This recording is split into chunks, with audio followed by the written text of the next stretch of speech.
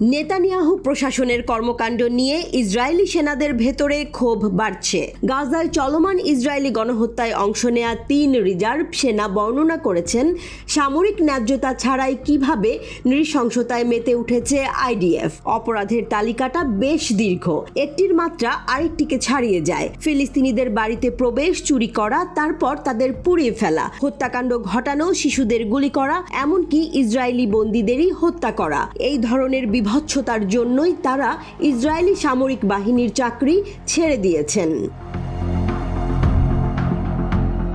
আল মায়াদিনের প্রতিবেদনে বলা হয়েছে এটি একটি পরিচিত গল্প। ইসরায়েলি সেনারা তাদের পথের সবকিছুকে হত্যা এবং ধ্বংস করার জন্য গুলি করার কথা প্রকাশ্যে স্বীকার করছে। চলমান গণহত্যার মধ্যে এই নৃশংসতার ভিডিও লাইভ নিরবচ্ছিন্নভাবে প্রকাশ পাচ্ছে। এই মাসের শুরুর দিকে 6 ইসরায়েলি সেনা জানিয়েছিল তারা কিভাবে তাদের সহকর্মী সেনারা নিয়মিতভাবে ফিলিস্তিনি বেসামরিক নাগরিকদের মৃত্যুদণ্ড দিয়ে হতাশ হওয়া বা একঘেয়েমি দূর করত। ইসরায়েলি সামরিক প্যারামেডিক ইউভাল গ্রিনের জন্য একটি বাড়ি পুড়িয়ে ফেলার আদেশটি ছিল এমন একটি অবস্থা যা তাকে তার রিজার্ভ ডিউটি শেষ করতে বাধ্য করেছিল। এই বছরের শুরুর দিকে গ্রিন তার প্যারাট্রুপার ইউনিটের সাথে দক্ষিণ গাজার একটি শহর খান ইউনিসে 50 দিন কাটিয়েছেন। গ্রিন কয়েক মাস আগে ইউনিটের মিশন নিয়ে প্রশ্ন করা শুরু করেছিলেন।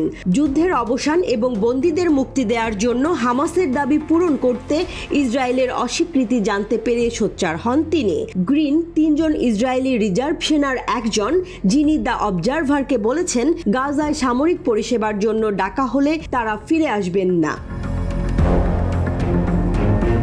গ্রিন জানিয়েছেন তিনি সহিংসতার একটি অনির্দিষ্ট চক্র প্রত্যক্ষ করেছিলেন। তিনি বলেছেন, আমি সেনাদের চুরি করতে দেখেছি। তারা একটি সামরিক কারণে একটি বাড়িতে যেতেন, অস্ত্র খুঁজতেন, কিন্তু স্মারকগুলি সন্ধান করা আরও মজার ছিল। ফিলিস্তিনিদের কাছে আরবি লেখার সাথে নেকলেসের জন্য একটি জিনিস ছিল যা তারা সংগ্রহ করেছিল।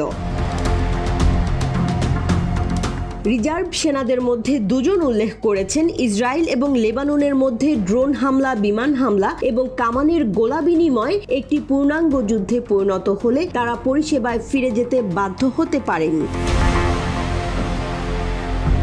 তবে 3 জন সেনাই আবার গাজায় কাজ না করার সিদ্ধান্তের কথা জানিয়ে দিয়েছেন। ইসরায়েলি সামরিক বাহিনী কিভাবে যুদ্ধ পরিচালনা করছে তা নিয়ে অসন্তোষ রয়েছে তাদের মাঝে। আবার যুদ্ধবিরতি নিয়ে ইসরায়েল সরকারের অনীহা থাকার বিষয়টিও তাদের ক্ষুব্ধ করেছে। গত মাসে 41 জন রিজার্ভ সেনা একটি খোলা চিঠিতে স্বাক্ষর করেছে, যাতে ঘোষণা করা হয় যে তারা আর গাজার দক্ষিণাঞ্চলীয় শহর রাফাতে সামরিক বাহিনীর আক্রমণে কাজ করবে না।